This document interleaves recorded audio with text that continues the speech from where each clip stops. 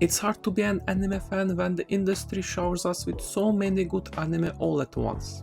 So much so that it looks like I'm going to watch over 20 anime releasing this season alone. Now, not everyone has the time to try every single one like I do, not to miss out a single hidden gem. So I've compiled what anime I'm going to watch this season in this video. Comment down below which ones you think are the hidden gems of this season. One of the reasons why summer season is so stacked is Studio Science Saru, and one of their works this season is Jadugar, a witch in Mongolia. It's a story about a little slave girl living a blessed life thanks to her kind-hearted scholar masters in 13th century Persia, until the inevitable invasion of Mongols who take Sitara as a slave to their nomadic homeland. She must prove her captors her usefulness as a scholar to survive. Each episode is rich with details about everyday lives of people in that era, and it's the most thoughtful depiction of Islam in any media I've come across. If you thought Evangelion was confusing for having multiple anime versions, Ghost in the Shell is getting a third adaptation by Science Saru. Both previous adaptations of Ghost in the Shell, the movie and standalone complex, are classics, and it seems like this one will become a classic as well.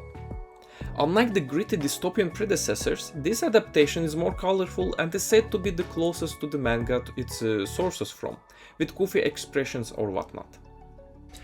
What if being a cute girl in a magical school was not fun? What if the very school you're in is training you for a war happening right outside the gates? One of these cute girls is facing the reality of learning that her roommate has died, only for her to be replaced with a new one. Someone she met a night before covered in blood. And a couple of days later she herself loses an arm. Thankfully, in this world girls can do mana transfers through kisses. Doomed Yuri at its finest. Oniasha is the gifted son of a dancing troupe leader. However, he doesn't understand the joy or beauty of dancing, sneaking out constantly, skipping his training. Until one day, he comes across a performance by someone who has lost everything but their ability to move. World is Dancing takes place in 14th century Japan, and historical events won't make it easy for this newly motivated kid. You may think Sayonara Lara is a run-of-the-mill Disney Little Mermaid story. Well, they speedrun that fairy tale in episode 1 with beautiful animation, and the prince was like, "Ew, cloaca," and the mermaid died. Then she is reincarnated to the modern world again as a mermaid, but now not only does she need to find true love to save her brethren as the princess, but also learn to love herself.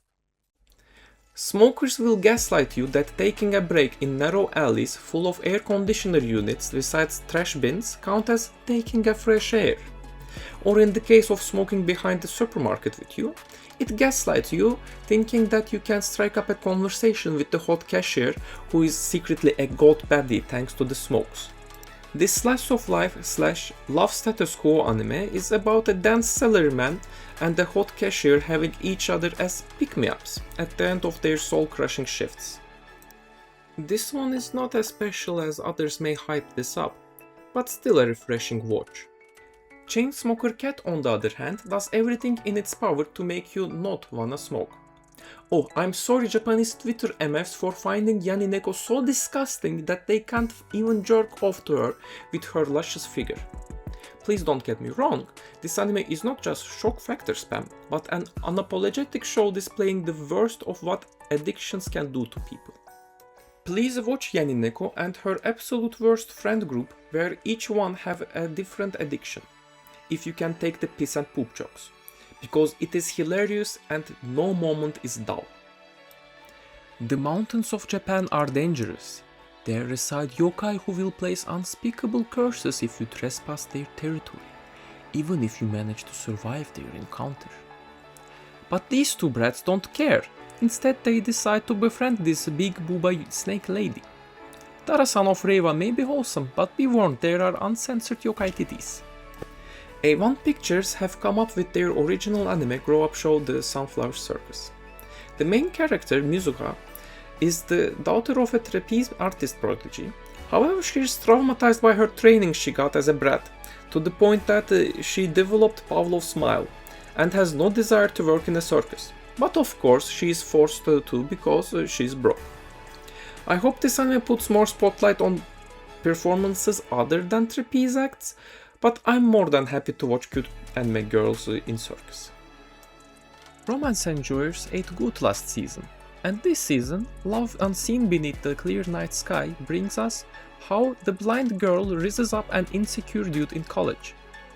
Not a fan of their romance, but it raised my interest by showing what hardships blind people face and how they overcome them. Today on the villainous subgenre, the evil plotting concubine swaps bodies with the incredibly kind-hearted and loved main character concubine through magic, as well as framing her on attempted murder and cutting off every way for her to prove her identity. However, she is inept at seeing how screwed she is, because she is a glass half full kind of person, even if the glass is empty. Also, the actual villainess is only realizing that the life she so yearned to steal was not as cushy. Young Ladies Don't Play Rock and Roll. Oh wait, that was last year. Young Ladies Don't Play Fighting Games is about two Ojo-samas in a prestigious boarding school. And just as you'd expect, the main character slips up her veteran knowledge and gets command grabbed into duking it out with her newly found rival on Street Fighter 6. Fully licensed, by the way, with real game footage and realistic stick motions.